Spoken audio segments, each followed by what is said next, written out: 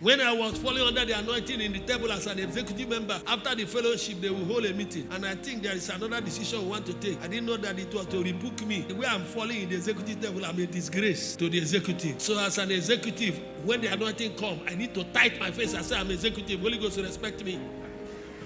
You see, this is the pride of brethren. And that's why God will pass you by. A sister was in this ministry. When God started using me newly, I came that day laying hand on people. When I came to her, I didn't hear a voice. I didn't see any vision. But I had a feeling she didn't want me to touch her. So I jumped her head and touched others. The first 5 persons I lay hand on during that time when the anointing came, 4 of them saw the Lord. I lay hand, they will be shouting, light, light, light. From the light, Jesus will appear to them and speak to them. One of them is our member here. 8 years she had no child. That day, Jesus appeared to her and told her, you know you don't love me, but because of my servant, I am going to give you a child. She became pregnant. No deliverance. My sister that didn't want me to lay hand on her, the Lord said, bypass her. Many people God bypass you because of the state of your heart.